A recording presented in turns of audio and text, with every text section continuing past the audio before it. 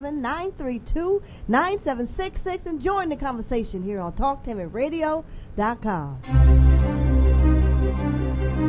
This is the Compensatory Concept with Mr. Neely Fuller, heard exclusively on TalkTimitRadio.com, the world's greatest radio. Radio the way it should be heard. And now, Mr. Neely Fuller. If you do not understand white supremacy, which is racism, what it is and how it works, everything else that you understand will only confuse you. Only confuse you. Only confuse you. Good morning, everybody, and welcome to TalkTimitRadio.com. We go where you go, the world's greatest radio. You are now in touch with the Compensatory Concept with Mr. Neely Fuller. I am your co-host, Mr. Bobby, and this is radio the way it should be heard. Now, if you'd like to get in contact with the show, you may do so this way. You can call 1-877-932-9766. You can Gmail me at the numeral 7, Mr. Bobby, B-O-B-B-Y, at gmail.com. You can also do this. You can watch live broadcast of the Compensatory Concept. All you have to do is go to YouTube, type in the word Talktainment, hit the space bar and type in the word radio, scroll down to Talktainment number 2 live on YouTube and watch the live broadcast. While you are there, hit the like and subscribe button. And finally, to hear a replay of the entire show, you can go to facebook.com/Talktainment, and you can hear the entire show. Before we say good morning to Mr. Fuller, two things right off the bat. Breaking news from NBC News. The Austin bomb suspect blows himself up as a SWAT team's approach. The suspect, in a spat of bombings that terrorized the residents of Austin, Texas, died early Wednesday after detonating an explosive inside his vehicle as SWAT team approached and tried to apprehend him on the side of a highway. The authorities tracked the suspect, a 24-year-old white man, to a hotel in Round Rock City in the Austin metropolitan area. Austin Police Chief Brian Manley said at a news conference. They tracked his vehicle until he pulled over on the Interstate 35 and, quote, the suspect detonated a bomb inside the vehicle, knocking one of the SWAT officers back, Manley said, adding that the officer sustained minor injuries. Another member of the SWAT team, fired as standard practice, has been placed on administrative duty while the investigation continues. The suspect is deceased and has significant injuries from a blast that occurred from detonating a bomb inside the vehicle, the police chief said. Shortly after the announcement, President Trump congratulated law enforcement personnel. So the guy blew himself up, and it was a white suspect. He had been bombing black people. So according to NBC News, this morning, he blew himself up. So that's breaking news. Another, before we talk to Mr. Fuller, is the announcement and the belated birthday celebration, if you will, or notation of Dr. Francis Cress Welsing on this past Sunday, the 18th. I think in the show we may have a little 2-minute section where she predicted that Trump would win the election in 2015. Very powerful words, but we want to acknowledge Dr. Francis Cress Welsing. Okay, with that out the way, we have Mr. Neely Fuller on the line, live from Washington, D.C., and he will be answering your Gmails and your questions or concerns. Again, you can call in or Gmail me, and we will have Mr. Fuller address those. Mr. Fuller, good morning to you. Good morning. And how are you today, Mr. Fuller? I'm still learning. You are still learning. Okay. Before we go on with the entire program, which today is going to be entitled Words, the Importance of Words, the Understanding of Words. could you address your book? A lot of people have been talking about it. I understand that there are people that are trying to purchase the book, even from overseas in areas where you said the book was not. I am getting communication where the book is now from I don't know what source, but people are getting the book. So can you address how we can get the book, the title, and any pertinent information? The complete title is The United Independent Compensatory Code System Concept.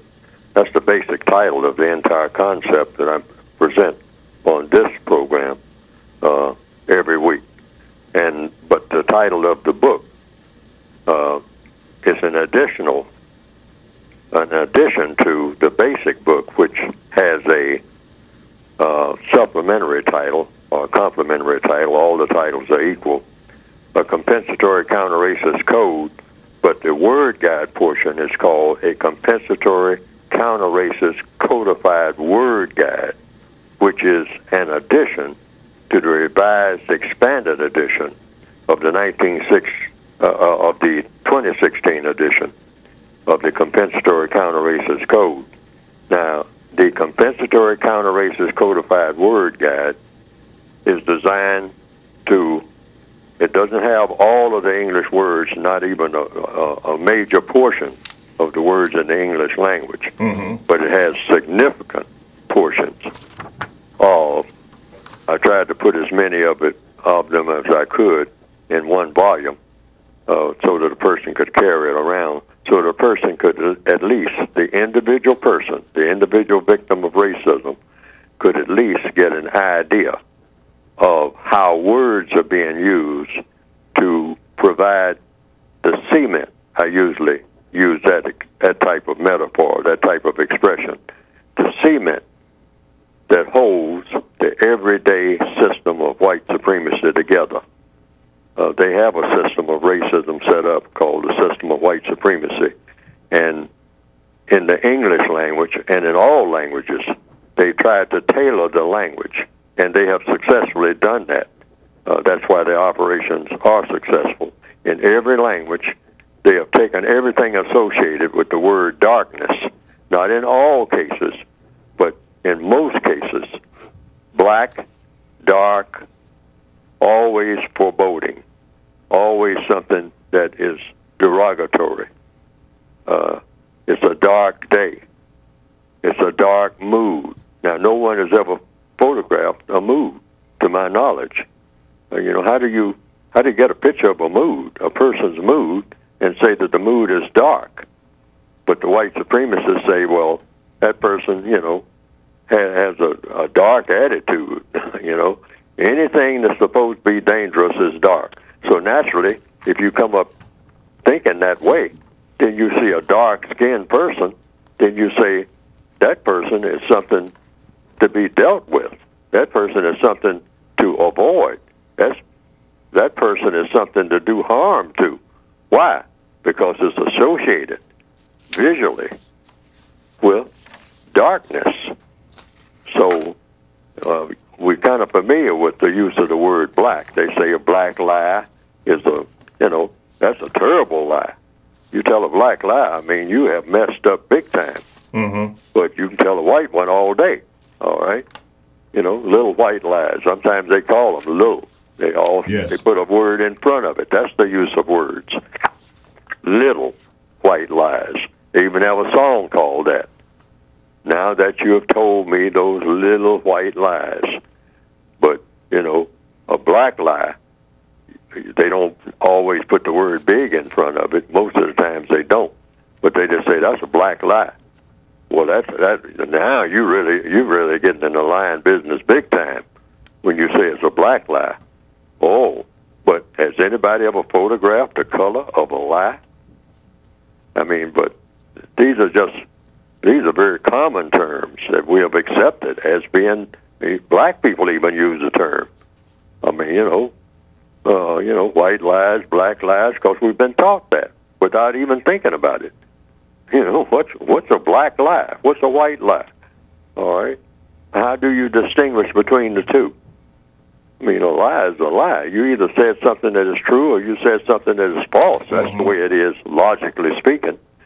But nothing in the system of white supremacy is supposed to be based on generic logic. It's supposed to be based on white supremacist logic.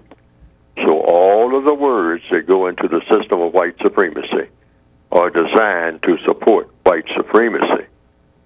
If a white supremacist uses the term, it's designed to support white supremacy. This is the main thing to remember. I mean, and why I'm presenting the word guide here, so that people get an idea and be alert to how words are used every day. I mean, to do things that words should not do under the system of white supremacy. And that's why that's an addition to the basic textbook. You can get the basic textbook and the word guide by going to producejustice.com. That's producejustice.com. Oh, okay. Now, moving on in the program. Now, this is a special announcement for those who are using Mr. Fuller's work without compensation to him. I want you to understand this. Hear me closely. That the pendulum swings both ways. Mr. Fuller has addressed this. Some of the people who communicate with me via email are very disturbed that whoever you are, and you know who you are using the work in a way that is not supposed to be used and not acknowledging Mr. Fuller, giving him credit for that. Just wanted to make that announcement because I've gotten several letters and emails about that, and it's an ongoing problem. Mr. Fuller has addressed it several times on this show. And to the brother in England who wrote in, Mr. McKinnon, we are going to address, he wanted to know something, Mr. Fuller, about the donations. Mr. Fuller is not a part of that, but we will have the donation hour is usually the second hour, but we are taking donations. He wanted to know if we were. Yes, we are taking donations. Mr. Anthony McKeon, I believe his name was, from England. So hopefully that addressed his concerns. Okay, Mr. Fuller, let's go here. Going to the Gmails. 1-877-932-9766 is the number that you can call. Okay, the first Gmail is up. This comes from Prentice. Says this, Mr. Fuller, what does the code say about how one should answer self-identification of race on job applications and surveys, for example? Since there is only one race, the human race, it seems like self-identifying a race is submitting to the white supremacist ideology. Well, you can simply ask, is that a requirement, and then act accordingly. Because you're in a prison. The entire system of white supremacy is a global prison for anyone classified as non-white. So if you're classified as non-white, you know, somebody told you you were black. You didn't know you were black until somebody said that you were black, or brown, or yellow. You know, you hear the term black and brown, even though most black people are brown. So that's confusing to a lot of people, but it's the white supremacists who invented this thing called race by all of the evidence that we have been able to gather down through the centuries. Mm-hmm. I mean, they invented that idea of race and racism, and, you know, some people call it racism. I mean, because the term raw is connected with, I have been told, the sun. People who have been, you know, blessed or burnt, you might say, by the sun. And some white people, and I'm not talking about all white people, but presumably some person who looked at him or herself as being white decided to set up a royalist system, which is basically fundamentally what it is. It's a royalist system based on, if you're white, you're royal. And if you're non-white, you can't be a member of the royal family. I mean, you know, you can have titles and whatnot within the royal family. I mean, you can be even in the modern days, husband, wife, etc., or you can be a quote unquote servant, footman, somebody in the royal castle, in the royal circle, you might say. But you yourself, you're not really royal. You're not born royal. in the system of white supremacy, if you are classified as white from birth, then you're born royal. And that means what? On a day-to-day basis, that you have the ability and the duty to dominate and mistreat anyone who is not royal, meaning any person classified as black, brown, red, yellow, tan, beige, and or, as an envelope term, non-white. If you're non-white, you're non-royal. You can't be a member of the royal family. I mean, you might be a nice person, you might be a very smart person, you might be very accomplished, you might be a great inventor.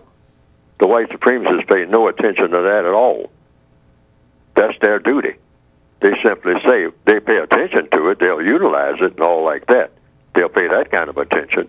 But as far as giving you any royal credibility, you don't get that. Doesn't make any difference what you do, how hard you try. Some black people think, well, if I do this and I do that, then I can be considered. No, you got to be born royal. No. Sorry about that, buddy. No, you can't hitch that. You can't hitch yourself on that ride. You know, you got black skin. How are you going to be royal? Come on. I mean, get real. I mean, you can't be royal. You can't be acceptable. You are something. You are a thing to be despised and used for whatever purpose that a royal person wants to, utilize you for. But basically, dominance and mistreatment. That's what it's about. See, so black people become bewildered and all like that. Said, well, I went to this school and they told me that I got this degree and I did this and I did that and I'm a great inventor and I have a mother and a father and a grandfather. I mean, and they did all great things. They never were in trouble, or they never were, making trouble for anybody. They always helped people and all like that. They say, yes, that's all very nice if you want to tell other black people that. I mean, and they will be impressed by it. Mm-hmm. But I'm a white man, or I'm a white woman, and it's my duty to disregard all of that. That's a duty, black fella. I mean, I sympathize with you and your feelings, about how it should be, but it's just not that way. You're not royal. Sorry about that. If you had been born royal, no problem. But I didn't make you born. I didn't have anything to do with that. I'm a white person. I was born royal. I didn't have anything to do with that, but it just worked out that way. Yes, sir. All right? Now, if every black person on the planet understands that, you understand the essence of the system of white supremacy. And you got to understand that in order to understand the essence of the system of white supremacy. That's an absolute must. That's in the front of the It's a royal system. Mm-hmm. It has nothing to do with how nice you are, how hard you work. It has to do with you were born, and you were born not royal, not a member of the supreme class. End of story. That's according to the white supremacists. Correct. And that comment is in the beginning of the United Independent Compensatory Code System concept when you said if you do not understand white supremacy, racism, what it is and how it works, everything else that you understand will only confuse you. Let's go to the phone lines. Line number 1. You are now on with Mr. Neely Fuller. What is your question for Mr. Fuller? Hello, guys. This is Gregory from Florida. How you guys doing today? Good morning, Gregory. Go ahead with your question. Good. I have 2 questions for Mr. Fuller. One would be like, for instance, if we are, as a people of color, following your code and that we have better ethics and everything, does he think that people who have this loyal mindset will still even treat us better if that is their way of thinking, if they're holier than thou? Even if we are following proper codes, ethics, and everything, will that make a difference? Mr. Fuller? I always ask you, I know this annoys the audience and all like that, but every time You I couldn't hear me, miss the essence of this question. Now, I guess that's my fault. But what exactly is the question? The essence of the question, Mr. Fuller, is the fact that if we do follow the code that you've written, with people being holier than thou or acting that way, will they treat us any differently, regardless of what we decide to do or how we are? Oh, the code is directed to black people themselves. We're not trying, it includes, as in the textbook, there's a list of things that white people can do that you can, when they ask, and you can always ask them of things that you want done. That's a part of the code. But you don't expect them to do it. I mean, because you're in a prison system. Just imagine yourself every day as being born in prison, because this is the truth. Now, that's a statement I just made. That statement is either true or false. You're born in a global prison, a world prison, if you're a person of color. You're born in that prison. So naturally, if you're born in a prison, you have to ask the prison masters, you have to interact with the prison masters, because you're in their prison. You're in their prison. So you don't expect anything in the prison except punishment. But you always ask. That's why I sometimes use prison movies to just, it's an easy way to just learn. Even if you've never been in what you call in greater confinement, what the code calls in greater confinement, what we call prison or jail and whatnot. You can look at movies like Shawshank Redemption. That's what a prison is like, all right? Or you can look at Cool Hand Luke. I mean, some prisons are worse than others and all like that. I mean, what you call greater confinement, because you're already in prison. But they take black people, they pick them up every day and put them into what you call greater confinement. And you go to places like Angola, in Louisiana in the northwestern hemisphere, and other places, Folsom.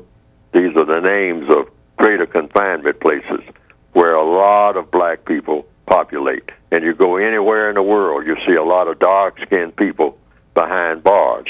That's what you call greater confinement. They're already confined when they're born. Yes. All right? You're confined. You're already in prison when you're born. It's just that you get further punishment for being the color that you are. So they put you in greater confinement. And then when they put you in greater confinement, they even put you in something inside the greater confinement called what? Solitary confinement. Solitary confinement. Yeah, it depends on what they choose to do. So in answer to your question, yes, if the code says you ask for what should be given. All right? You always ask. I mean, that's you're in prison, so you ask the prison masters what you want. Okay? You accept what they grant, which is, under the system of white supremacy, you're probably not going to get it. Right. For sure. Every now and then you'll get a little something, depends on how they feel at the moment, how they view you at the moment. Okay. And then you compensate for the difference. The difference between what? The difference between what you asked for and what you got. All right. And that's where the code kicks in. That's where it kicks in. I mean, the part of the code that you act on. You ask for something, and they said, no, I'm not giving you that. Then you go to the code book and find out what you can do as a result of that type of answer.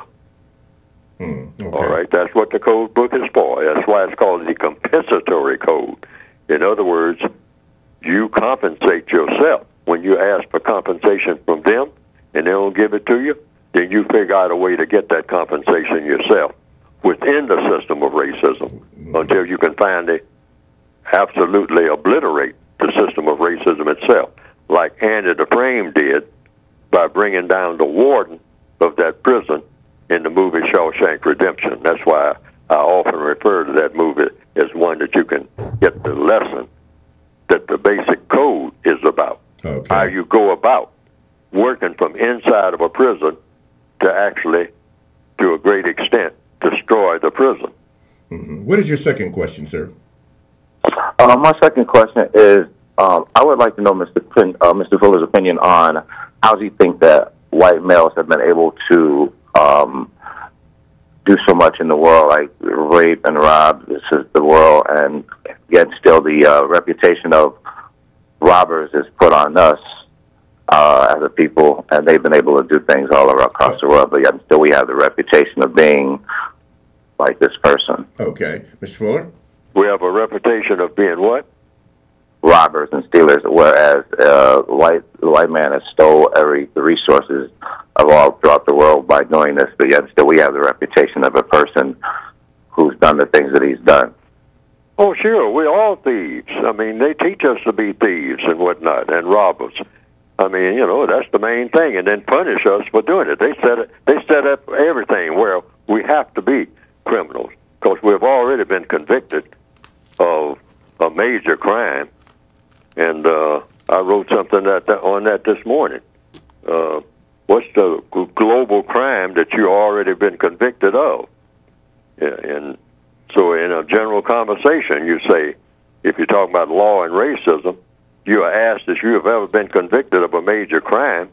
You can always, that's every black person, can always truthfully say, if you choose to do so, in general conversation about law and racism, you are asked if you have ever been convicted of a major crime.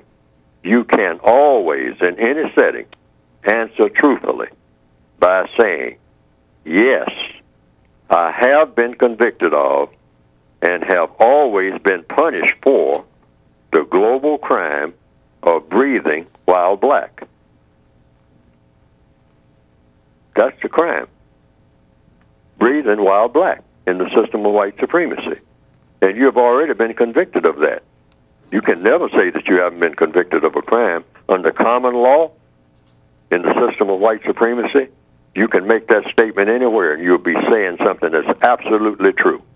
If you're black and you're on this planet, no one can step forward and say you're lying under oath, or you're lying just in a general conversation, or that, you know, you're lying, period. No, that's an absolute truth. You were convicted before you were born. You came into the world a convict, put into the prison of the system of white supremacy, unless somebody can prove that the system of white supremacy does not exist. And there are people who debate that. There's some black people who say that you know, that's Neely Fuller's perception.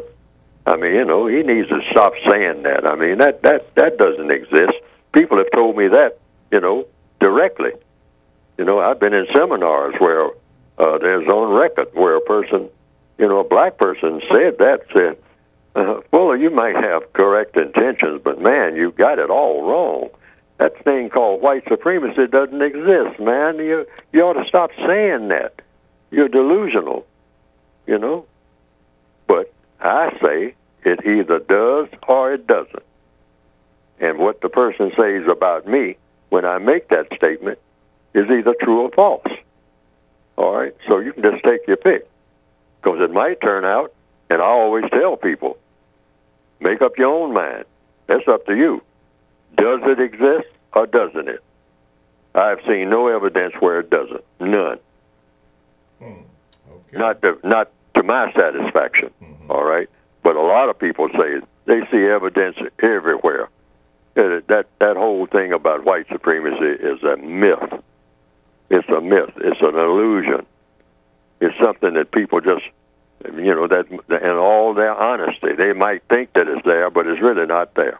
All you got to do is just go on about your business, mind your own business, go do your thing, and don't worry about no racism because it ain't here.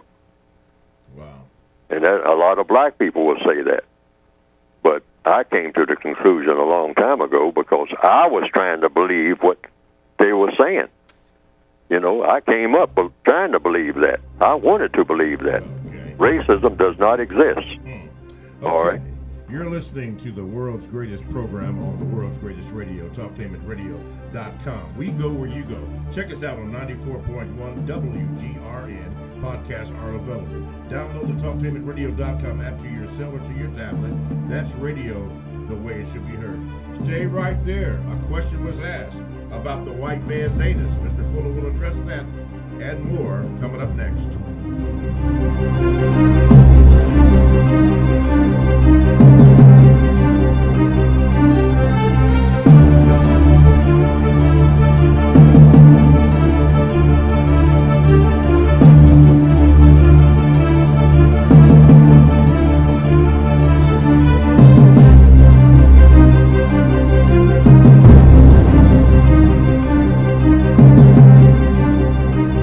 Are you ready for a high school that allows you to work at a place that is right for you? Are you ready to earn a certification in healthcare, business, or manufacturing while achieving your high school diploma? Then you are ready for Life Skills High School, a free public school option for high school students 16 to 21 years old. Learn more about your free high school educational options at lifeskillshs.org or call them at 1-800-888-7992. Life Skills High School, education that fits your life.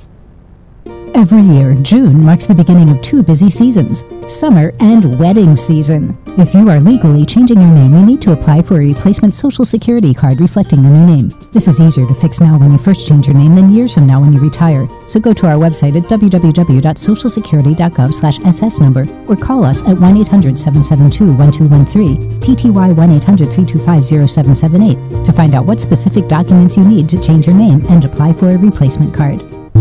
If you or someone you know is abusing drugs and or alcohol and want to stop the abuse, contact APDS at 1409 East Livingston Avenue.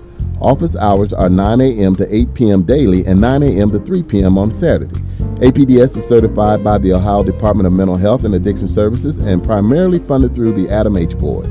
Fees are based on your income and Medicaid is always accepted. For more information, call 614-253-4448.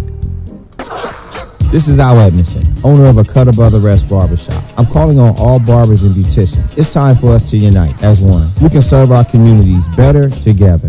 Join the Ohio Black Barber Beauty Network. For more information, visit www.obbn.org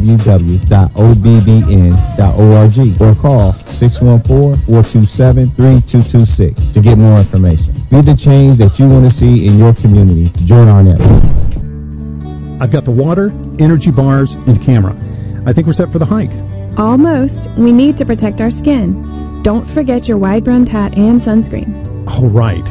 I've got the hat. I've got SPF 30. Will that work? Yeah, anything 15 or higher is good.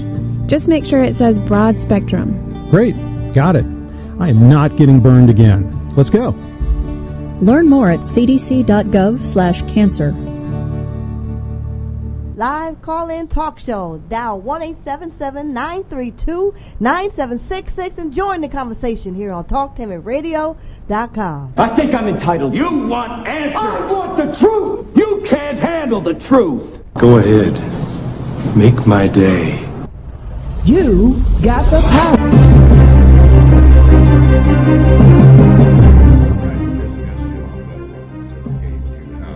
Call the show. You can also Gmail me at the numeral 7, Mr. Bobby, at gmail.com, and I will, at least it will be on record and go in rotation. You can also watch the live broadcast of the compensatory concept. All you have to do is go to YouTube and type in the word Talktainment. Hit the space bar and type in the word radio. Scroll down to Talktainment number 2 live on YouTube and watch the live broadcast. You'll see me, you'll see Mr. Fuller's book, and whatever Mr. Ed and Mr. Galen decide to put on the screen for you to see, depending upon the subjects. You'll see that. You can also go to hear the entirety of the program. You can also go to facebook.com/Talktainment and hear the replay of the whole show. Okay, Mr. Fuller, a comment came in about, or a Gmail came in about a comment that you made last week's show about the white man's anus is the new vagina and that the black woman's vagina is becoming obsolete. And then something about LBGTQ. Could you clarify that statement if you in fact said something to that effect? Well, what I have here in my notes, this is not specifically said in the basic textbook or in the word guide, but I had some notes that I'd been reading from that I made recently. And that's the white supremacist, racist, anti-sexual strategy. Okay. That's a basic current example. And I gave that as an example.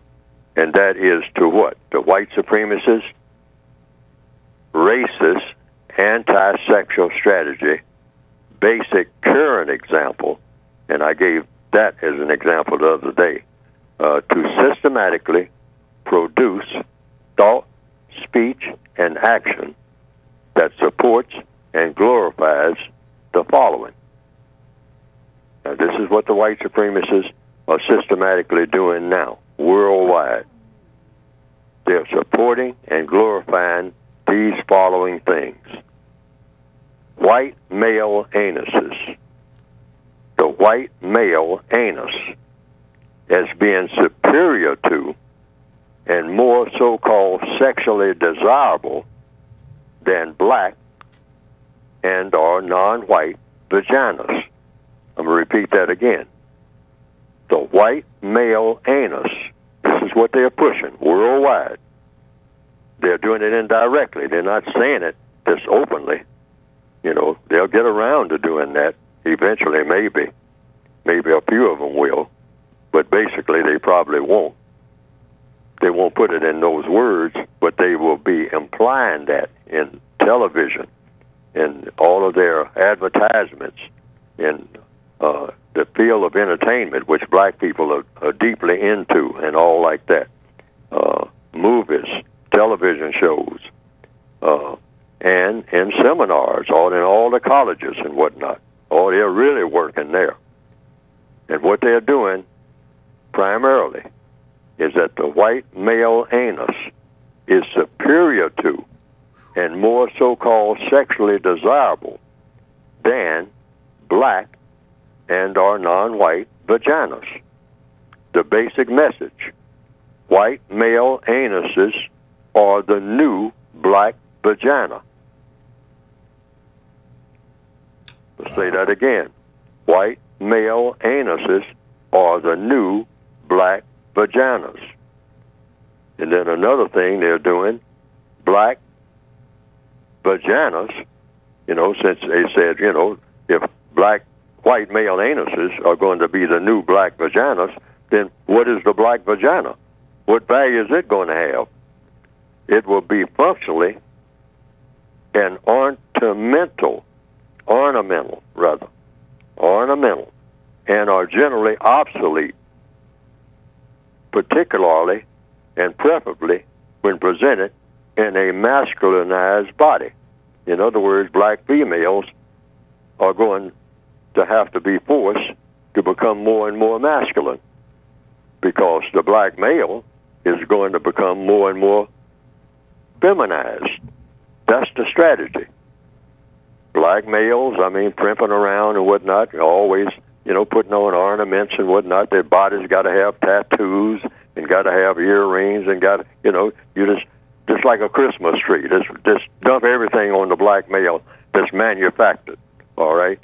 He's unacceptable the way that he is, just the way that he is, straightforward, super black, you know, right out of the box, all right? No. Put all kind of ornaments on him, like he needs to be ornamented, okay? Like he's some type of tree or something that needs. It's not okay by itself. You got to put something that's manufactured by the white supremacists all over him. Okay, that's where all this tattooing and whatnot is coming from. You can't improve on black skin by putting any kind of graffiti on it. Sirs, ma'ams, all the black people throughout the world who are doing this, they'll say, well, you know, a lot of tribes have been doing it for years and all like that. Still, you don't need it. Not on your black skin. It's just the way it ought to be, just like it is. That's the ornament. That's the ornament. You got black skin. That's what the Creator gave you. But the white supremacists said, oh, no, it's something wrong. You got to add something. No, let them add that stuff all over themselves. That's what they want to do. Go for it. Do it. You know, cover yourself with it. I mean, completely obliterate how you look. Mm-hmm. But if you're black, stop doing this stuff. Stop copying everything that you see somebody else do. I mean, you're not some type of fad. You're supposed to be here forever.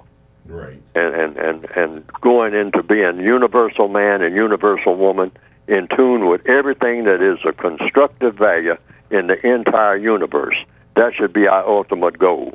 And we're not preparing ourselves for that at all. No. So you're turning the non-white female into a male, and more of them, and more of them are embracing that, and they got the white supremacist females out here urging them on to do it. Come and march with me, all right?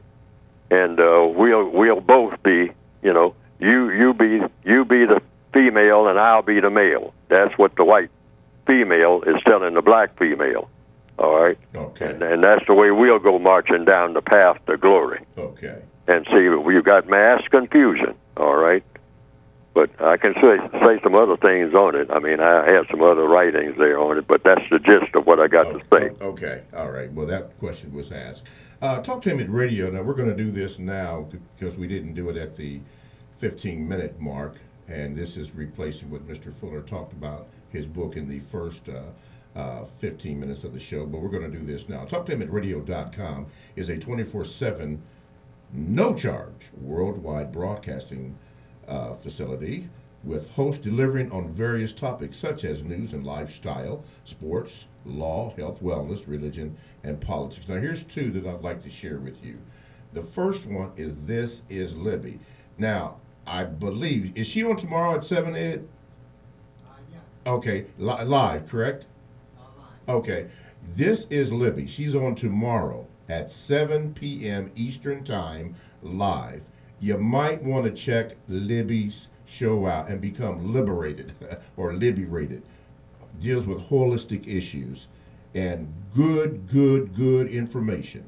So check that out tomorrow at 7 p.m. Eastern Time. This is Libby. And, of course, premiering every other Tuesday. We did it last night, Talking Sports with Mr. Bobby. Yes, that's me. They have given me a program that we can talk about sports. And what I try to do on that program is not only talk about sports, but I introduce different people from all over the country, all over the world that are doing different things in the so-called black community. And I call that segment, which is segment number 2, Tell Me Something Good. We want to hear about that. And then, of course, we have Trent's Rants. That's every other Tuesday from 6 to 7 p.m. Eastern Time on TalkTainmentRadio.com. And as a matter of fact, you can go to the TalkTainmentRadio.com homepage, and there is a list of the programs that Talktainment features with bios and all the necessary information that you might need. All that is from TalkTainmentRadio.com, and it's no mistake that you're listening to the greatest station in the nation. That is TalkTainmentRadio.com. Okay, Mr. Fuller, let's go to the Gmails, 1-877-932-9766. This comes from Brother Fred, and he says this, Mr. Fuller, I've been practicing no contact, no conflict for years, but when I do come in contact, like in a dentist office, and I maintain my distance like with a receptionist because I don't conversing. I'm just reading it as it is. It goes over their head. They always say, you're quiet. I get tired of this same old song and dance. Any code or wisdom for the same old sickening comment? My grandmother always told me, Mr. Fuller, if you don't have anything good to say, don't say nothing. Could you comment on this, please? Well, he just said it himself. I mean, that's it. That's the gist of it. If you don't have something constructive, I prefer to use the word constructive because in the system of white supremacy, we don't have any idea of what good is. Okay. I mean, we've never experienced it. I mean, that's just something that we'll have to find out what goodness is, because you don't experience that in the system of white supremacy. But you do experience something that's constructive and something and a whole lot that is non-constructive. So the procedure is, in every setting, when you're interacting with anybody, white or non-white, you just be constructive. Always keep your mind on constructive conversation. Okay. All right? And you don't have to be nervous or anything. I mean, say, okay, here I am. I'm in this situation. No. You always be laid back and relaxed. I mean, you don't have to be uptight about anything. You don't have to act like you're being restrictive. You're not being restrictive. I mean, you're being restricted enough. So you don't add to that. I mean, you're always trying to be as relaxed as you possibly can under all circumstances. And try to get along with people. You're not trying to be distant from people. I mean, get these words out of your head. I mean, the compensatory procedure is you go among all people, white or non-white. I mean, if they'll allow you to come among them and whatnot, and be constructive. Now, if they have questions about something that you're doing, just simply ask questions. Always stay in the question lane. Stay away from making statements. Just say, well, sir, ma'am, what is it you want me to do? What is it you want me to say? All right? Is it anything that I'm doing that I shouldn't be doing? Just ask questions. Yes, sir. If they feel annoyed by your behavior and think it's strange or something like that, they'll say, well, you have strange behavior. And then you ask a question. Strange like how? How? Yes. Just always take what they're saying and go with it. Don't resist it. Don't try to back up off of it. Don't bristle at it. Don't say, well, why are you approaching me like that? No, you ask the questions. I mean, because, and you do it in a relaxed manner, in a cordial manner, and always in a courteous manner. Well, is it anything that you want me to do? Well, you should be more sociable. I'll just give some examples. Yes, sir. They're saying that to me. Yes, sir. Because I have no problem with it. I can just glide through all situations like that. Yes, sir. They say, well, you're kind of distant. Okay, so I go into the question mode. Distant how? How? Yes. Yeah. Say, well, you don't talk much. I said, well, I talk when I think I have something constructive to say, but a lot of times I can't think of anything constructive to say. You just explain yourself. Yes, sir. All right. You're not trying to be distant or trying to be hostile or trying to make for a hostile work environment. You're trying to make the day go as smooth as possible. All right? I mean, you are Mr. Smooth or Mrs. Smooth. When you come in, everything is supposed to go smoothly if they're dealing with you. Yes, sir. I mean, because you're not supposed to make everything more difficult than it already is. So you just tell people, well, what is it you want? Well, you don't talk about baseball. Well, I don't know very much about baseball, but I'll listen to you talk if you know a lot about baseball. Yes, sir. I might learn something about baseball. I mean, do you know anything about baseball? Stay in the question lane, all right? And let them tell you about baseball. You might learn something that you can use. You don't know. That's true. And just let them tell you. Let them do the talking. I mean, particularly around white people, they always claim that they know a lot, and the record shows that they do. And sometimes many of them like to brag about what they know. Let them brag, all right? Encourage them if they're telling you something that is useful. Yes, sir. All right? And, and if it's not useful, you don't have to tell them that it's not useful because you don't know whether it's useful or not. You just listen anyway, all right? It might not be useful now, but it might be useful down the road. Oh, yes, sir. Yes, sir. Yes, sir. Yes. So that's the answer. Okay. Just glide through. It's not difficult at all, and don't make it difficult. Okay. It's not like you're going in with your fist balled up and say, "You better not come at me." I got a code. I mean, if you challenge me, I'm gonna throw the code on you. No, no. It's all you just glide right through. You make the day as pleasant as possible. Yes, sir. Because every minute that you're on this planet, try to have what little pleasures you can get in this rotten system of racism. All righty. Right. You are listening to the world's greatest program. Really. You really are. You are listening to the world's greatest program. That is the Compensatory Concept with Neely Fuller Jr. And not only are you listening to it, you're listening to it on the world's greatest radio, and that is talktainmentradio.com. Let that sink in. Back to the phone. Well, here's the number to call me, 1-877-932-9766. Understand, it's toll-free. You don't have to pay for that. Call in and ask Mr. Fuller any questions you want concerning racism, which is white supremacy, and he will address that. Our Gmails have this. Whoops. Okay, let's get it together. There you go, Mr. Bobby. Okay, it says this. This comes from Larry, Mr. Adams. Thank you, Larry. He says, Mr. Fuller, my comment on the Economic Policy Institute report referred to the article cited by Mr. Fuller, quote, no progress for African Americans on home ownership, unemployment, and incarceration in 50 years, end of quote. From the Washington Post, dated February the 26th. This was released by the Economic Policy Institute. I commented that this report was in direct contradiction to the claim being made today that black unemployment was at an all-time low. Also, when watching movies made by Hollywood to get messages, we must remember that these movies are propaganda used to support white supremacy. The only code white supremacists have is the code of the thief, the murderer, the liar, and the bandit. Mr. Fuller, would you reply? Well, all the reports that I get and what I've written in the book, otherwise there'd be no point in me writing a book like the book that I wrote.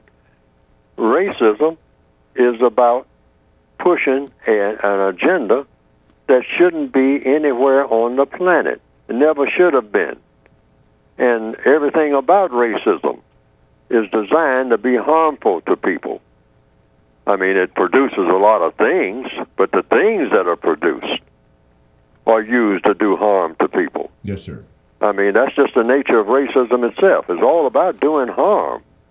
I mean, for fun, for glory, and for material gain. You know, that's the purpose for racism. Material gain and glory and just plain old fun by doing what? Dominating and mistreating people based on color. That's all it is. So when you look at it that way for what it really is, you should expect all of these different results all the time. And here in the Washington Post for Tuesday, which was yesterday, March the 20th, 2018, on page A3, in line with what the person just said, it says, what's the headline? On page A3, the Washington Post newspaper, Tuesday, March the 20th, 2018, it says, unequal opportunity for black males. And it says, even when your parents got rich, the gaps don't go away. These are little things that I'm looking at in this article.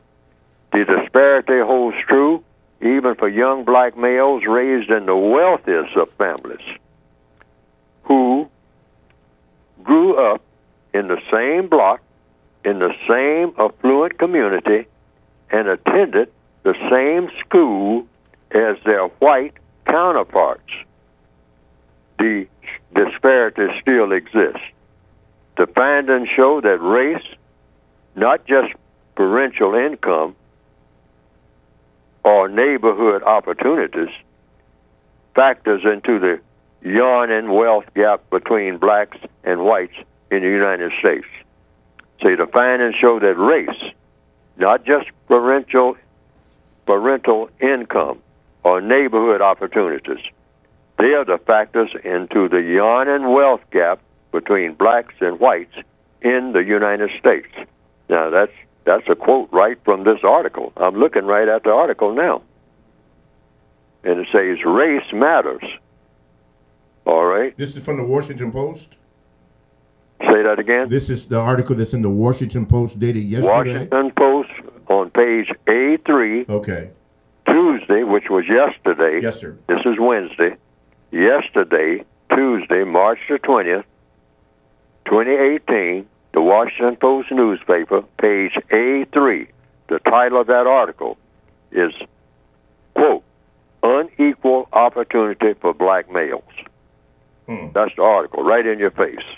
All right? That's not Neely Fuller talking. That's somebody else talking. The somebody else is somebody called, the article is written by Tracy Jan, J-A-N. J-A-N, okay. Right. Mm-hmm. Wow, that's something else. And the researchers suggested several policy considerations to close the intergenerational gap, including mentoring programs for black male children and efforts to reduce racial bias among whites. They say that's the solution. All right. Okay. That's what they say is the solution. That's what this article says in the Washington Post. Anybody who has an argument with that can take it to the Washington Post. Oh, okay. All righty. Mr. Fuller, you've been a resident of the city of, well, I don't know if it's a city or I guess it's a district. I'm trying to use my words very carefully because I don't know what it is. But it's called the District of Columbia. Is that correct? Yes. Now, is the district considered a city or just a district as far as you know? It's considered, well, they call it a district, but it's considered a city. Okay. Yes, a growing city, you might say. Okay. And many people say a city going through gentrification. So re-gentrification, which means the white people are coming back into the city. Yes, that's what the statistics show, and that's what people say, and these are the words that they use. Okay. I did not invent the word gentrification. Okay, all right. With that being said, there was an article that came out about Marion Barry, and I thought that former mayor of Washington, D.C., Marion Barry, I thought I would address that with you, being that you have some knowledge of former Mayor Marion Barry, who I believe is now deceased, what kind of person that he was or what. A lot of people liked him, but the Congress, I understand, didn't and handcuffed him in a lot of programs he did. But the articles that I read, that he did a lot for the people in the city despite his indiscretions. Can you address that in the moments that we have before we wind down the first hour? Well, I'll just say what the people said who voted for him and put him in office several times. Yes. And they said that he helped young black people when nobody else would help them. And he helped elderly black people when nobody else would help them. Yes. They said that was the backbone. Now, that's what other people say. That's not me talking. That's what I've heard from everybody. That regardless of what he did, I mean, in his so-called personal life and all like that, and et cetera, et cetera, et cetera, and his conviction for drug use, I understand, which he went to greater confinement for and whatnot and came out, and the people who voted for him still, many of them, maybe not all, but an appreciable number, said, and that's the reason he helped people who needed help. And young black people definitely needed help. They needed jobs. I understand that Marion Barry, Mayor Marion Barry, saw to it that many of them got jobs. They said the first job and the only job they ever had was able to get was because of him. Nobody would hire them. Nobody would give them anything. Nobody would try to give them anything. They'd just make sermons and all like that and make speeches, both black people and white people, but no jobs ever appeared up. Now, do you know? He actually would go around and say, hey, you're getting this job. Yeah. All right. Yes. And then there were people who said the elderly, black people, in wheelchairs and whatnot, that he helped them. All righty. To, get a lot of things done. Okay. Help them, get through their paperwork and all this type of thing. Got to leave that That's there. what I heard. Okay. And there's reason to believe it's true. Okay. TalkTimitRadio.com, the world's greatest radio the way it should be heard. Stay tuned for the second hour.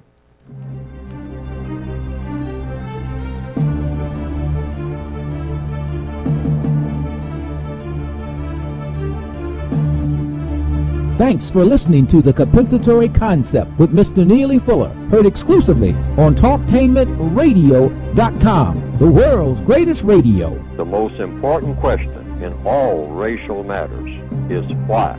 One should always ask it. Radio, the way it should be heard. You got the power. The world's greatest radio. TalkTainmentRadio.com. Talktainment Radio, worldwide sound. TalkTainmentRadio.com. We give you a reason to come. The world's greatest radio. We give you a reason to stay. Radio, the way it should be heard. You got the power. The views and opinions expressed are those of the host and guest and not necessarily those of TalkTainmentRadio.com, the management, the staff, or K&E World Network, LLC. live call-in talk show. Dial 1-877-932-9766 and join the conversation here on TalkTimidRadio.com. This is the Compensatory Concept with Mr. Neely Fuller, heard exclusively on TalkTainmentRadio.com, the world's greatest radio. Radio, the way it should be heard. And now, Mr. Neely Fuller. If you do not understand white supremacy, which is racism, what it is and how it works, everything else that you understand will only confuse you. Only confuse you. Only confuse you. Oh, good morning. Good morning, good morning, good afternoon, good evening, wherever you are at all over the world. Man, Ed just gave me some information I'm going to give you. But you are listening to the world's greatest program. You really are. The Compensatory Concept with Mr. Neely Fuller Jr. on the world's greatest radio, TalkTainmentRadio.com, no doubt.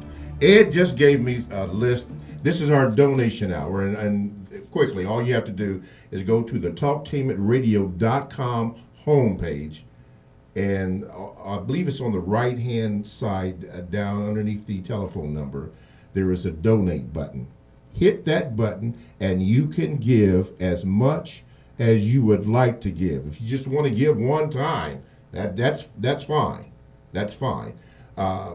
But just hit the donate button, and the donate button is for the second hour production, which we are into now, of the Compensatory Concept with Mr. Neely Fuller Jr. and, of course, yours truly, Mr. Bobby, as the co-host. Now, we have two lists here, and I'm just going to read some names, as I said I would, and Ed gave them to me. Now, these are some reoccurring sponsors. BW Gifts, LaShawna King, Eric Williams, Helen Nance, Don Mitchner, and LaShawna King. Now, we have some past supporters, and I'm going to go through them very quickly because I do, and I want to call your name, and I said that I would acknowledge you very quickly. Betty Smith, Noreen Parker, Mario Teran, Brian Goodspeed, Robert Slade, Yvonne Holly, Patrick Smith, Jean Luma, Anita Taylor, Dominic Mosier, EA2 Consultants, Lauren Gooddoe, thank you for that, Lamar and May Brown, Christopher Miller, Shantae Brown, Brian McCarthy, Terrence Morgan, Sharday Harris, Gabriel Murphy, Cornelius Baker, Anthony McKinn, and we mentioned him, McKinn, he's from England, Donna Howard, Markham Smith, Chadwick Gray, Freddie Burgess, Brian Gadsden, Samuel Robinson, J.K. Towles, and Tanya Potts. Talktainment Radio says thanks to all of our sponsors, and if you're not on the list, thank you for your participation and listening. We are TalkTainmentRadio.com, radio, the way it should be heard. So we do thank you for that. Thank you, Ed, for getting that information. For those of you that don't know, we're speaking with Mr. Neely Fuller Jr. You can get in contact with the show by calling 1-877-932-9766. Mr. Fuller will address your questions or concerns. I'm reading Gmails. You can do that, 7mrbobby@gmail.com. And I'm going to read one now. This comes from a brother all the way down in so-called French Guiana. He says about looking at this movie, Hidden Colors. He just said, if you have not seen this documentary, you can check it out. It is Mr. Fuller who gave me the information during a direct conversation. So evidently, Mr. Fuller, he must have called you, and he was inspired to write that. Here's another question. This comes from John. Let me see if I can get the text up here. He says this, Mr. Fuller, availability of the book in Canada since November 2017. The Canadian book order is not available. What you see when you click to order the book is currently unavailable. We don't know when or if this item will be back in stock. What say you, Mr. Fuller, about this? When will we be able to buy the book again in Canada? Oh, I didn't know about that, so I'll have to look into that. Okay. I'll have to look into that and see if the books are still available in Canada. and in England. Those are the two places so far that I've been told they're supposed to be available. So if there's any difficulty in that, I have to look into that immediately, because it's been a long struggle trying to get it into Canada and into England. Mm-hmm. And I was told that was already a done thing. It was already done. Now I'm going to check into that today and find out, has that been done, and is that consistently, is there any problem there? Okay. Now, if somebody, and I'm asked this question quite a bit, but I just repeat it, how can, in the so-called United States, how can we get the book and then the book title? Just go to producejustice.com. Producejustice.com. And everything that you need is right there for getting it in what they call the continental United States. It'll tell you exactly how to go about doing it, how to get the basic book, and if you want the word guide too, you can get both books, but the basic book is adequate enough. But some people want both books. They want them in a set. So you can get the set, or you can get either one or the other. You can get them separately. All right? But go to producejustice.com. That's producejustice.com. And there's also other information there. I haven't looked at the site recently, but there's other information about this program, too. Okay. That's at that website, producejustice.com. All right, that's what we'll do. Okay, 1-877-932-9766 is the number you can call, or Gmail me at the numero 7, Mr. Bobby, BOBBY, at gmail.com, and we'll do that. Okay, this comes from Brother Weston from the Gmails. He said, my first question, Mr. Fuller, is, are we in a race war? I ask because there's an upcoming documentary inspired by your work that's directed and produced by Brother Jason Black that asks this very question to some black scholars, celebrities, and most important, some of the elite and most sophisticated suspected races on the planet. Brother Black asked these suspected white races directly, are we in a race war? They get off code and say, yes, we are, and we're going to win. They basically put it out what their true beliefs and intentions are for black people across the planet. I hope that you can, those that are listening in the audience will see it, support and purchase the way we are right now with what we're doing with Black Panthers. And then he gives our website for that. So he asked, Mr. Fuller, are we in a race war? The answer is yes. The whole book is about war. Racism is war. When you say race, you're talking about war. R-A-C-E or R-A-C-I-S-M. Racism. Racism. R-A-C-I-S-M is war. The word is synonymous with war, based on color. That's what it is. R-A-C-I-S-M. White supremacy is war. Just look at it like that. I mean, that's not a question mark for the most part, even though it is, if you ask the question. I mean, all questions are legit. So if you ask the question, are black people in a war? We're not only in a war, we are in captivity. You're born in captivity because the races have already so far won the war. But a war isn't over until there's no resistance to the people who are the conquerors in the war. Mm-hmm. Because a war has conquerors, all right?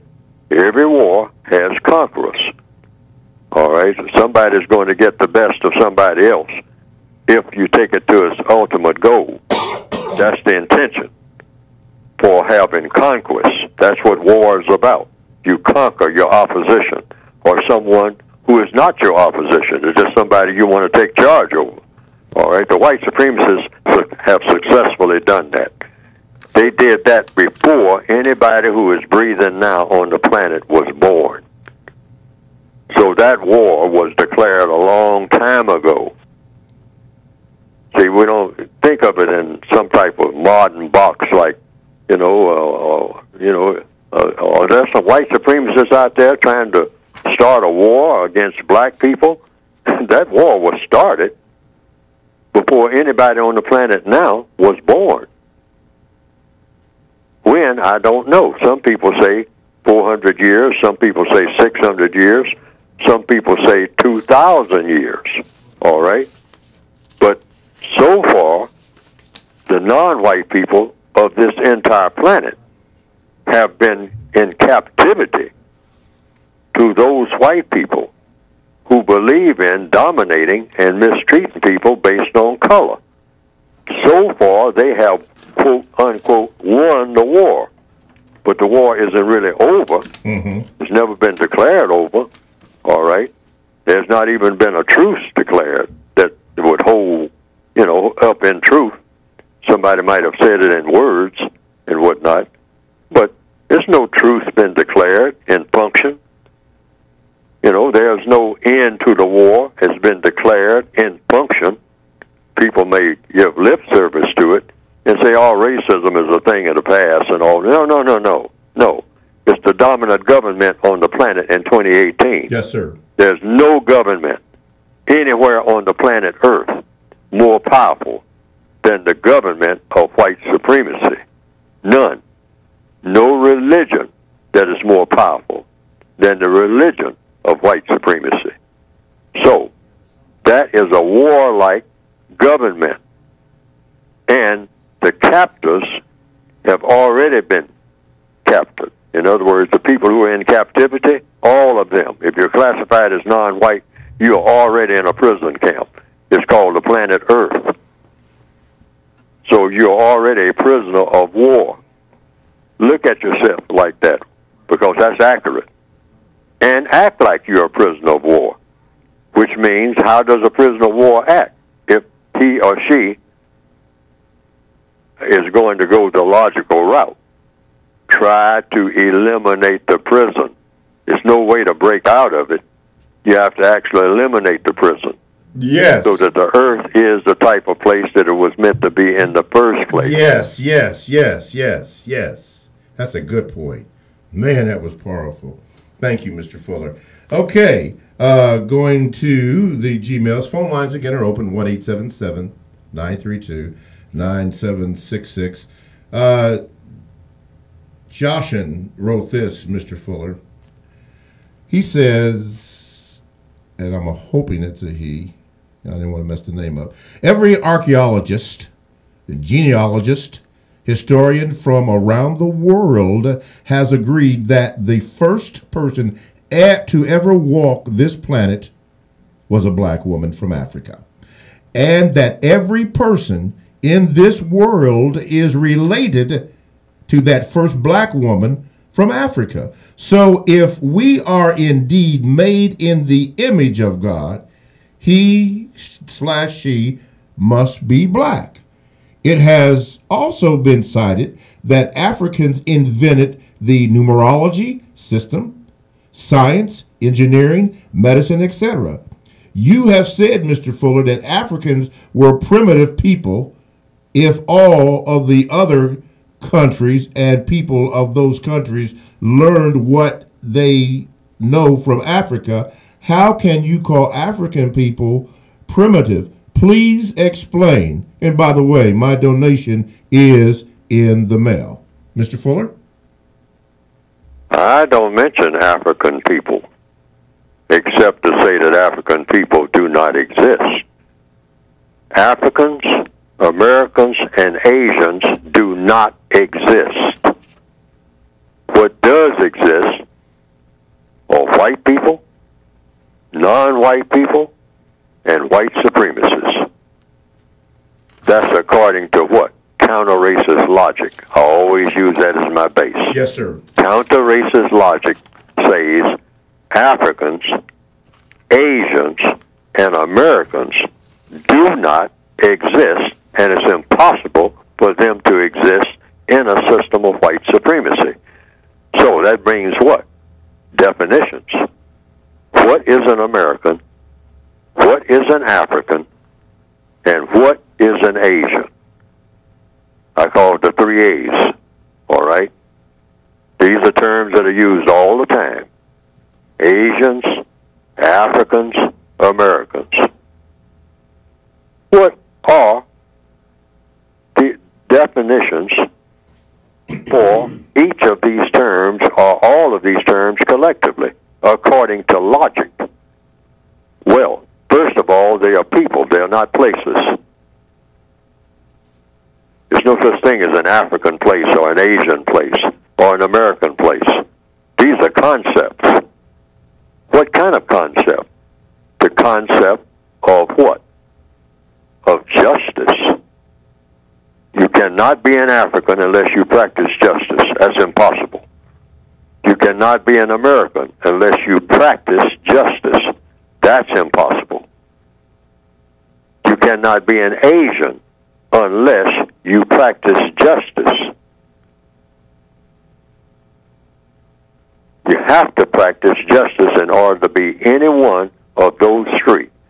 So justice does not exist because the evidence shows justice doesn't exist in the system of white supremacy, which is a global government. See, we're not talking about places here where people are from. When people ask me where I'm from, I tell the truth. And this is the absolute truth. This is the scientific truth.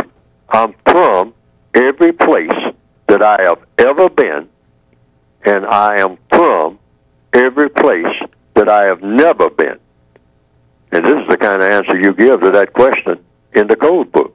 This is in the code book. And if you put that to a test, it will always hold up.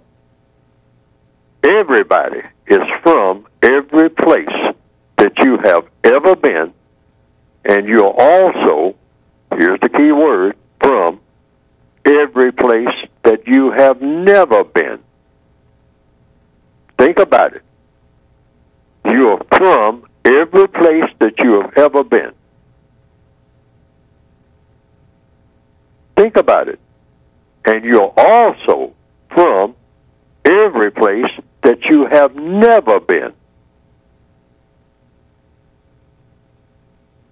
There's a blade of grass somewhere. You're from that blade of grass.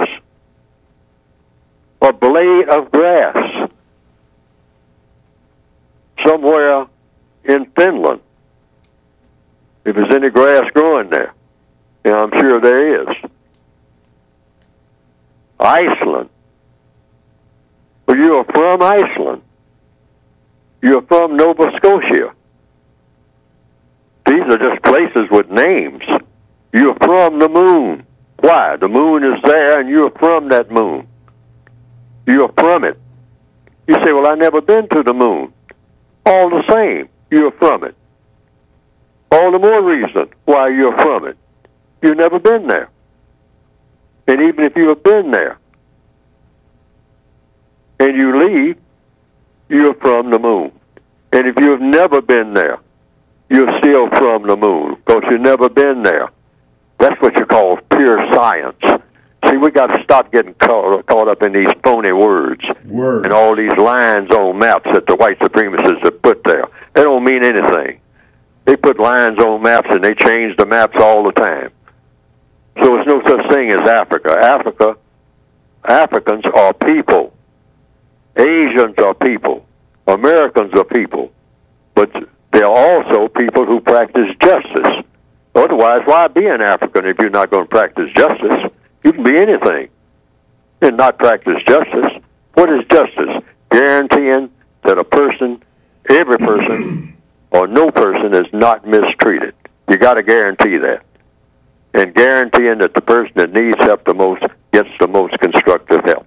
Yes. That's the compensatory definition for justice. Oh. That is not true any place.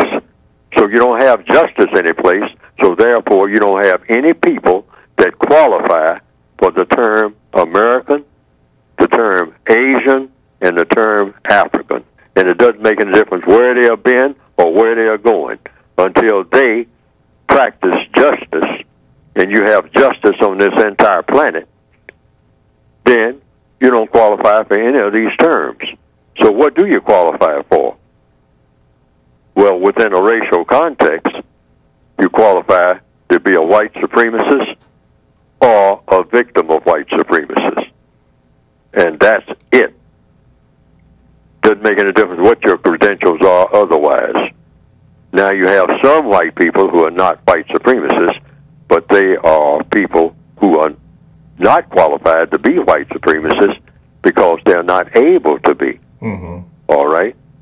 And that would include white people, people with white skins, who are what you might call senile to the extent that they cannot tell one color from another. And that would include white babies. See, if you're going to use logic, you cannot include a white baby, a newborn baby, who is white, in the white supremacist category. Because the baby is not able to tell one color from another. Yes, in order to be a white supremacist, you have to be able to tell your colors. Otherwise, you're out of business as being white supremacist. All right? You may have been one 10 years ago, but if you're in a car accident and your brain was damaged to the extent you can't tell one color from another, you're no longer a white supremacist, even though 10 years ago you were going around telling everybody that that's what you were. But you have to be able to know one color from another. That's absolute, or it's impossible for you to practice white supremacy. Okay. All righty. 1-877-932-9766. You can also watch the live broadcast of the compensatory concept. Go to YouTube, type in the word Talktainment, hit the space bar and type in the word radio, scroll down to Talktainment 2 live on YouTube, and watch the live broadcast of the program. While you're there, hit the subscribe and also the like button. And since this is the second hour, this is the donation hour, where you are, if you can, and if you would like to, donate to the second hour, the production of the second hour of the compensatory concept with Mr. Neely Fuller Jr. here on TalkTainmentRadio.com. I really mean that when I say that you are listening to the world's greatest program, because it is. And it's on the world's greatest station, because it is. And that is TalkTainmentRadio.com. I don't take this privilege lightly. It is really a privilege to be on the air, to have you ask questions and have Mr. Fuller address those. That's great to me. And that's what we're doing right now. 1-877-932-9766. Okay, from the Gmail. Here we go again. Come on, Mr. Bobby. Okay, from the Gmails, let me see if I can get the question correctly. Let's see. We answered that one, so let me move on to this one here. Okay. Dr. Frances Cress Welsing, Mr. Fuller, you did a few programs with her. I believe it was coming from different angles. Sunday was the second, I don't want to call it anniversary, but she was born on March the 18th. And someone sent me a Gmail acknowledging the fact that it was her birthday. From what you know about Dr. Welsing, because she cannot speak for herself anymore, the words speak for her, and her works are also speaking, even though they are trying to be compromised like some of your works are. Just a brief thing on Dr. Frances Cress Welsing. So your question is? What do you know about Dr. Frances Cress Welsing that, from an informational standpoint? Oh, she established the Cress theory of color confrontation. That's one of the titles of her first publications. The Cress theory that has to do with melanin and the origin of white people, et cetera, and it's expressed in her works. I always say, when people ask me about Dr. Welsing, how much I knew about her personally and all like that, I just simply refer to her work. I say her work stands as her legacy. She has lots of tapes out here, recordings. She made speeches even in England and whatnot. She made trips over there, made trips to London. Some people know her in London and overseas in different parts of the world. And she made trips, to the best of my knowledge, she made some of them with me. I made them with her in different cities here, Philadelphia, Los Angeles, and whatnot. But she always spoke separately, and I spoke separately, even at her own established institute at Howard University, which for years she had there at the Blackburn Center at Howard University on that campus. Every now and then she would invite me, sometimes about twice a year, to the Cress Welsing Institute. That was the name of it. Yes, sir. It's her family name. All right. Hello, I hear. Yeah. Oh, okay. Okay. Okay. Yes. Okay. Yes, and so whenever I would make a talk, I would just make a talk from my writings. And whenever she would make a talk, she would make a talk from her writings. That's the United Independent factor, all right? Because I always say, everybody stand by his or her own work. Yes, you do. So when people ask me, to make comment about, whether Dr. Welsing meant this or whether she meant that, whether she didn't mean this, or to explain, hello, I hear some echoes or something. Okay, we're efforting to correct that problem. Continue, please. And when people ask me about anything about Dr. Welsing's work, I always say, go to her work. Neely Fuller is not going to step into evaluating what Dr. Welsing has done. Let the people that she talked to, and Dr. Welsing was very well spoken. In fact, I always listened to her speak, and I was always impressed by the manner in which she delivered what she had to say, because I would like to have had that manner in which she delivered her information. I don't have that manner. Sometimes I have, I'm sort of outside the parameters of highs and lows and all like that. And sometimes I come across as garbled, which I do on this program, which is an absolute no-no. I'm not clear and I'm not focused. That happens. Sometimes I'm sure that people who call in to get their questions answered are not sure of what they heard. And that's my fault. I'm supposed to always be clear. But Dr. Welsing was very measured in her delivery. And I watched her when she would make a delivery of whatever she was saying. She was always very, very methodical, very measured, very careful with her words for the most part. Like all people, she may have made some errors and all like that. But for the most part, from what I have witnessed, she was always very measured in her delivery, and you got the picture of what she was saying, whether you agreed with it or not. Okay. She has plenty of recordings out here if you can get them. Plenty of them. Yes. A whole ocean of them. Okay. And so that's best that I can say about that. All right. As a matter of fact, after the caller, when we come back after break, I'm going to play about a 2-minute recording of Dr. Welsing. TalkTimeAtRadio.com. We go where you go. Check us out on 94.1 WGRN. Podcasts are available. Download the TalkTimeAtRadio.com app to your cell or to your tablet. That's your radio, the way it should be heard. Stay right there, caller. We're going to get you. Then hear Dr. Welsing and more of Neely Fuller Jr. coming up next.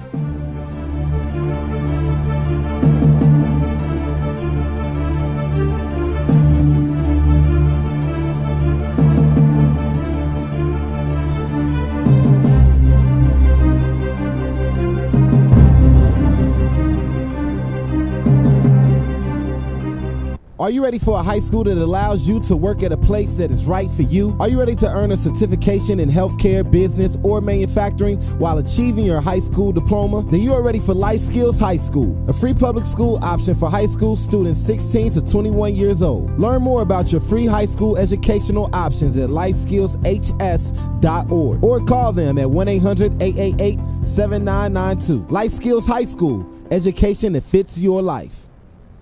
Every year, June marks the beginning of two busy seasons, summer and wedding season. If you are legally changing your name, you need to apply for a replacement social security card reflecting your new name. This is easier to fix now when you first change your name than years from now when you retire. So go to our website at www.socialsecurity.gov/SS number or call us at 1-800-772-1213, TTY 1-800-325-0778 to find out what specific documents you need to change your name and apply for a replacement card. If you or someone you know is abusing drugs and or alcohol and want to stop the abuse, contact APDS at 1409 East Livingston Avenue. Office hours are 9 a.m. to 8 p.m. daily and 9 a.m. to 3 p.m. on Saturday. APDS is certified by the Ohio Department of Mental Health and Addiction Services and primarily funded through the Adam H. Board. Fees are based on your income and Medicaid is always accepted. For more information, call 614-253-4448.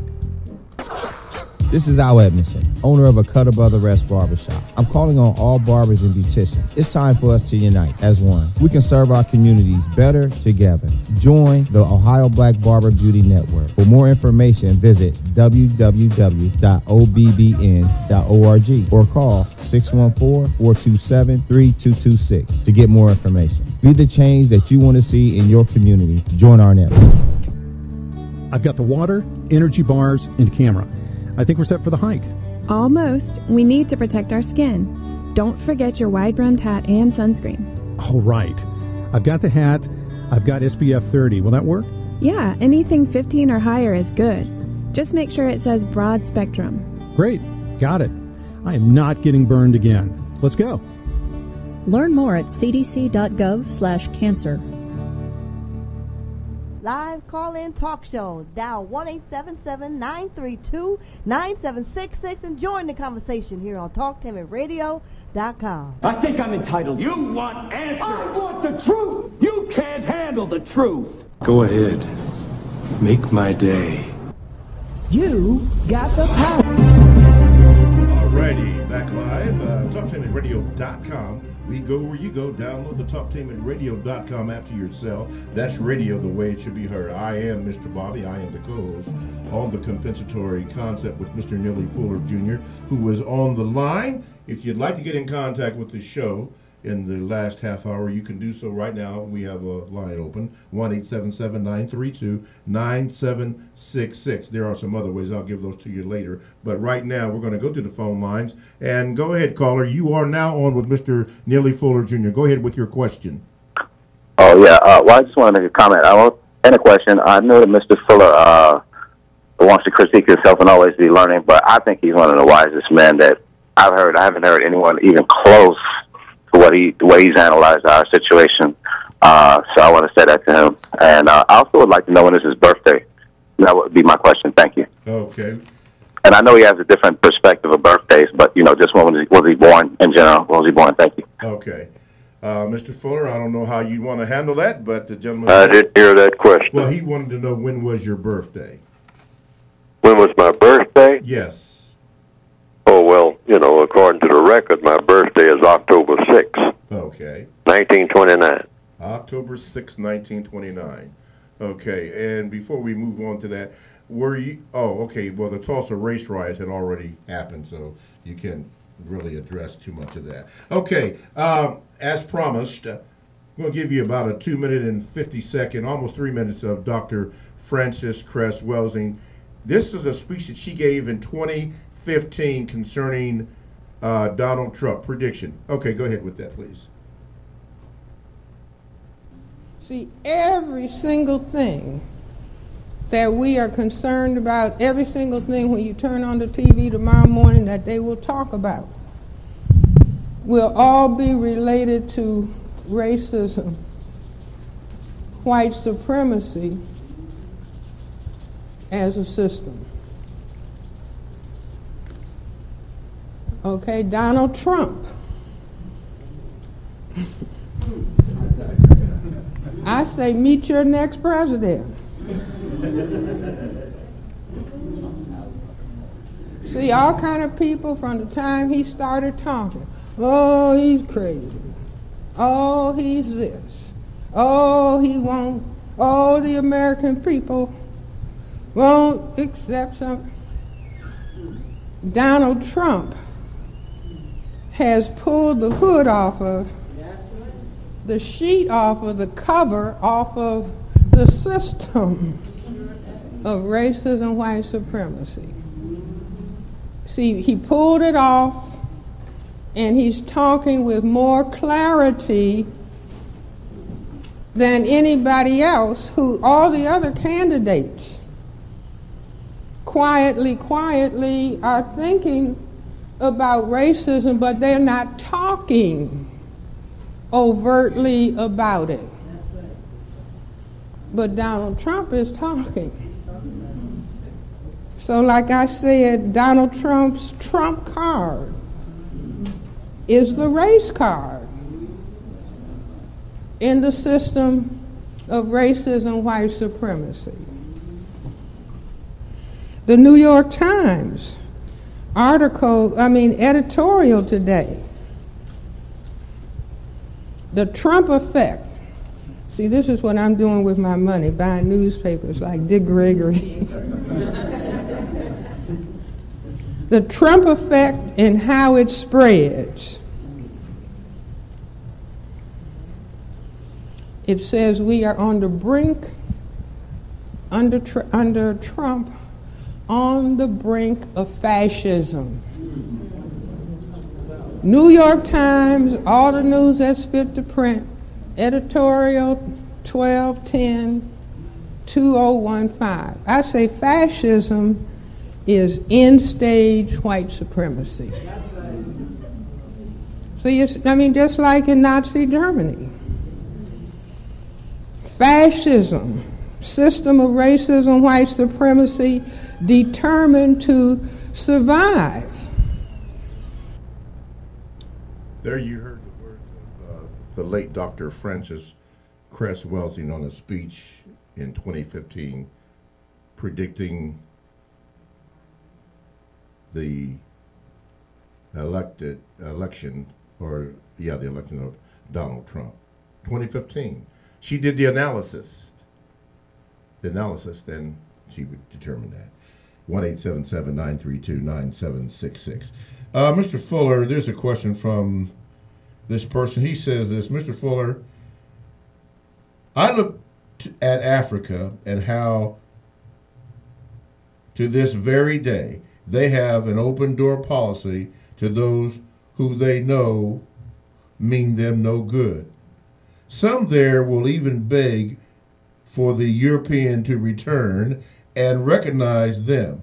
Now, I juxtapose that with the Chinese, who you have deemed likewise victims of white supremacy, yet they have closed borders in their own nation. Don't easily allow in Western inventions, and technology is a world power, and have essentially replaced Europe as the chief colonizer on the continent of Africa. We even hear some self-admitted white supremacists heap praise on the Chinese as the most intelligent beings on the planet, even over themselves. So what say you, Mr. Fuller, as to this dynamic, and do you believe that your idea that the Chinese being victims of white supremacy is a bit passé, perhaps from the time when you first began writing your text in the late 50s, and when Europe still had a firm grip on the world control? I'll listen for your response, and thank you, Mr. Fuller. I don't speak in terms of Europe or any of that. I don't even know what Europe is. When I looked in the dictionary, it said the Eurasian continent. That thing called Europe is called a mixture of Europe and Asia. definition of Europe and what's the definition of Asia? And like I said Asians don't exist. So, you know, what's a European? I got no idea what that is. Even in my word guide, I say, hey, what's a European? What qualifies you to be a European? I mean, what does that mean? What does it mean to be a European? All right? What does it mean to be anything? An Asian, an American, an African? What does it actually mean when you say, hey, African, I'm African? What does that actually mean? When many people who are called Africans will say, I don't know what you're talking about. I'm Zulu. Or they'll name themselves by some tribal name, just like in the Northwestern Hemisphere. They'll say Native Americans or American Indians. And then there are people who will say, I am Apache.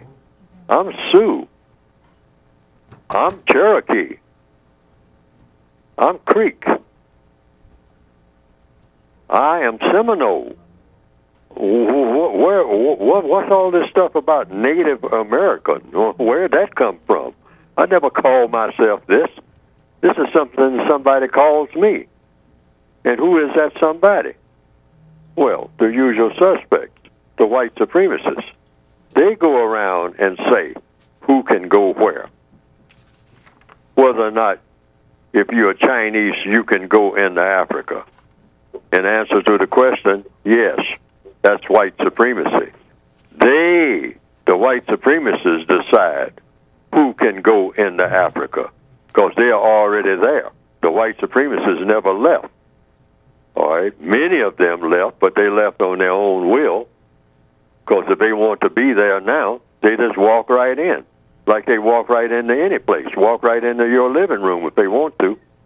Nobody's got the muscle that they have. Nobody's proven that they have that kind of muscle. They go any place they want to go. They just, you know, and there's a door there, they just kick it in. But most of the time, they just walk in. Just walk in and say, I'm here. Because I'm a white supremacist. I can go anywhere. Everybody else got to get permission. Permission from whom? From me, the white supremacist, if you are a person of color.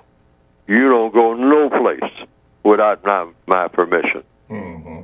All right? And they have proven that. Mm-hmm. See, they can make you leave a place even if you're there. And they got all kinds of ways of doing that. And so, yes, in answer to the question, the white supremacists are still supreme over the people of color, regardless of what they call themselves, Chinese, Indonesian, Pakistanis, Muslims, Christians, Catholics, Jews. If you are a person of color, the white supremacists determine your fate. Period. Why? Because they'll say one thing. It's one thing I can do. If I don't want to argue with you, I can blow you up, and you can't touch me. Period. Even though you think you can. Okay. I got something for you, even though you may think that you got the same thing that I got. I always have something that you don't know about. See, the white supremacists have proven that so far, and nobody's proven them different. Okay. And speaking of blow up, as we reported in the first hour, according to NBC News, the Austin, Texas bomber not only has been caught, but has been killed. He blew himself up. It was a white man, they claim, that blew himself up. SWAT was going in to get him, and he detonated a bomb, I believe, in a car and blew himself up. One of the SWAT officers was injured, and there will be further reports on this, I'm sure, on the network news and breaking news all throughout the day. You are listening to the world's greatest radio program, and that is the Compensatory Concept with Mr. Neely Fuller Jr., and you're listening to it on the world's greatest radio, talktainmentradio.com. Phone lines are open, 1-877-932-9766, and let's go to the phone lines right now. Okay, caller, you're on with Mr. Fuller. Good morning, Mr. Bobby and Mr. Fuller. Mr. Fuller, the comment you just made about the white supremacists going wherever they want and essentially having the military power to take over any place on the continent, would that speak to the white supremacists prioritizing their existence before their dominance over non-white people? Would that do what now? Would that mean that white supremacists prioritize their existence over their dominance of non-white people, meaning even if non-white people, even if they eliminate all non-white people, they would still exist and have no problem existing without non-white people on Earth? Oh, sure. They can function. They know more than anybody else. You don't have anybody on this planet that know more than the white supremacists. I mean, that's been proven. If we knew more than the white supremacists, we wouldn't be subject to them. All right? So you don't really have any smart black people, period. There's no such thing as a smart black person in the system of white supremacy. Because a smart black person is not subject to the system of white supremacy. That's the first order of business. You prove that you're smart when no white supremacist can tell you what to do, and you got to do it. That's how you prove you're smart. Now, if you are not able to do that, then you're not smart. I don't care what kind of school you've been to, or what kind of, guru has come along, or what kind of message has come to you in the middle of the night and all like that.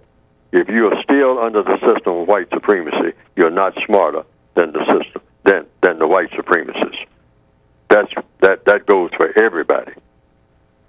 If you're under them, if you have to do what they say, anytime they tell you you got to do something and you do it, that's proof that you are not as smart as they are if you don't want to do it, but you did it. All right? And no black person that I know about on this planet has been in position to say, I ain't doing that. I ain't doing that. And the white supremacist said, well, I'm ordering you to do that. And that black person says, yeah, you say I better do this. Okay, make me. And I've never seen or heard of any black person anywhere who didn't back down. Make an apology. Do whatever it takes to go along to get along. Never even heard of one. Never heard of one. Not to say anything about met one. Mm-hmm. Okay. All right. Is that it, caller? Well, I mean, I just wanted to get his definition of smart, because would that mean as non-white people, we would have to do like the white supremacists, meaning guaranteeing that if any other group of people weren't on the planet, that we would still be existing and thriving and, solving problems and the criteria is to produce justice. So when we're talking to Chinese and whatnot, we tell people the same thing. I don't care what kind of people you're talking to. I mean, people that you never even heard of. I mean, people from Mars. I mean, you tell them, first of all, if we're going to interact, are we going to have justice? Meaning guaranteeing. See, you got to have that definition for justice. Guarantee that nobody is mistreated. That's number one. Number two, guarantee that the person that needs help the most gets the most constructive help. Otherwise, we do not have the type of situation that we should have. And I don't care who we're talking to. White, non-white, short, tall, male, female. Hey, if we're going to do business, if we're going to interact with each other any kind of way, is it going to be on the basis of justice? And just one definition, not 15 or 20 different definitions for justice. No, just one. Guarantee that no person, I don't care who that person is mistreated. You got to guarantee that no person is mistreated. That's number one. Number two, got to guarantee that the person that needs help the most gets the most constructive help. Now, if you're talking to anybody who is supposed to be Chinese, anybody who is supposed to be Indonesian, anybody who's supposed to be Indian, anybody who's supposed to be white, anybody who's supposed to be Republican, Democrat, communist, capitalist, socialist, can you guarantee that no person is going to be mistreated? Okay. And that every person, out of all the people, if it's 10 people in a room, you start with the person that needs help the most and then work back. Start with number 10 and work back to number 1. That's the criteria. If you're not meeting that criteria, we got to go back to the drawing board. Okay. And you're not a person that I can trust. Okay. And your final question, caller? Okay, Mr. Fuller, can we agree that no person among the white supremacists, besides white supremacists, mistreat white supremacists, and the white supremacists who needs help the most get the most constructive help by other white supremacists? And would that not be a small sample of justice? And can we not see that if justice among the white supremacists, a small group of people? No, we can't get justice. We can't have justice and white supremacy on the same planet. It doesn't exist. Got to get that straight right out the gate. Yeah. See, that will not work. You have to get rid of the system of white supremacy to even start really seriously thinking about a thing called justice. All right? Because it's impossible to have justice and white supremacy on the same planet. That's impossible. That can't be done. You have to rid the system, first of all, of racism, which is white supremacy, and then in the process be producing a thing that's never existed in recorded history called justice. So all this study of black history and all like that doesn't mean anything if it's not about justice. I mean, there are people who will argue about that and all like that, but if you stop and think about it logically, what's the point? And anybody talking about anything, any kind of era. Yes. Even in history, taking up all that time. I mean, going through history books. This person went here, this person went there, this person discovered this. If you're not talking about producing justice, that's just a whole bunch of people moving around doing unjust things. That's all. And there's no criteria for justice. Because there's nothing in recorded history to say that anybody ever practiced justice. Nothing that I've ever found. Wow. Let's go to the phone lines. What line number 1? Okay, line number 1, you're on with Mr. Fuller. Go ahead, please. Good day, Mr. Bobby, Mr. Fuller. This is Brother Muko from Baltimore. Hey, with Brother Muko. Compensatory constructive action discussions. Hey, how you feeling? Good, sir. We're going to be doing this Saturday at noon, weather permitted. But, Mr. Fuller, my question for you today is for my care unit in Baltimore. Can you expound on how, and you teach us this all the time, but can you expound on how the white supremacist plays each side of every argument for confusion purposes? Oh, absolutely. That's what they do all day long everywhere in this day and time here in 2018. Just look at the newspapers and all like that. Oh, you say that, the white supremacists are for this and against that, and, they are for and against everything simultaneously. They play all sides of every argument. All sides. Oh, yeah, and this causes what? Confusion. Now you're talking. That's the key word to always look for when you're dealing with a white supremacist. They are masters of what? Confusion. Absolutely.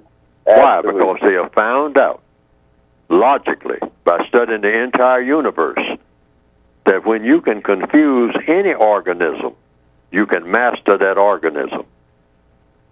You're the master. So they move among people all the time, and they master people of color based on what? Confusion. This is why the people who are called red people or Indians or Native Americans or different names that the white supremacists give them and that they give themselves. But among them, there's an old saying, speak with forked tongue. Say one thing, do another. Very strange people. these white supremacists. Say one thing, do another. What does that cause? Confusion. Confusion. And everybody that they have conquered, and they have conquered everybody of color, they have done it through the science, the art, the whatever you want to call it, of mastering the way to confuse people. They'll dazzle you with footwork. They'll dazzle you with magic words of all types so that you just become groggy. Just them talking to you, you become groggy. Your head begins to hurt, you know. And at the same time, they can lift you up where you become real alert. And you think that you're hearing something wonderful. They're good at that. See, they know how to play all sides. They know how to move your moods. They know how to make you angry. They know how to make you laugh. You'll just be falling out all over the place, knocking the furniture over, laughing. You know, they know how to do that with black people. You know, and we love to laugh. We love to laugh about anything. We love to laugh about things we shouldn't be laughing about. All right? But they know how to make us laugh at our misery. All right? Just knocking the furniture over, laughing, falling down, kicking. All right? And they know how to make us real angry and then kill us for being angry. See? They know how to play all sides of everything. They are master manipulators. They're good at what they do. Nobody can deny that. I mean, it's a marvel to watch them when they're at their peak. And they're at their peak most of the time when they really get serious. Okay. Well, Brother Muko, thank you for calling in, and thank you for explaining about your care unit last night on Talking Sports with Mr. Bobby. I can tell right now that you and your care unit are deeply involved in the words that and suggestions that Mr. Fuller makes. Absolutely, absolutely, and I'm looking forward to doing another part 2 to that too, Mr. Bobby. Okay, that'll be fine. Okay. All right. All right. Thank you so much, Brother Muko. Okay, brother. All right. Mm-hmm. Yeah, Brother Muko is one of our loyal listeners to not only to Mr. Fuller's program here, the Compensatory Concept with Mr. Neely Fuller Jr., but also on my program, Talking Sports with Mr. Bobby, which premieres every other Tuesday here on TalkTainmentRadio.com. Every other Tuesday. From radio, the way it should be heard. Well, listen, when you hear that music, you know what that means. That means it's time. So thank you to Mr. Fuller. Thank you, callers and listeners. TalkTainmentRadio.com, the world's greatest radio, and radio the way it should be heard. We'll see you next week. Thank you, Mr. Fuller.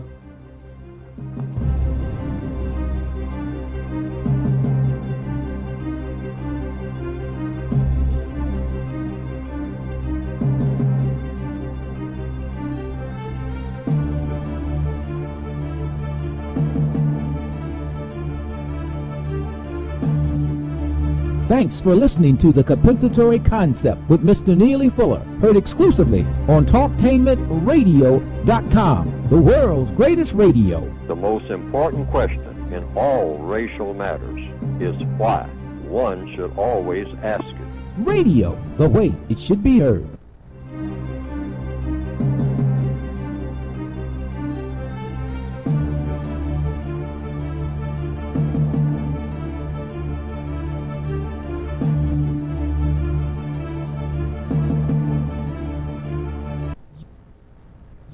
Got the power, the world's greatest radio, TalkTainmentRadio.com.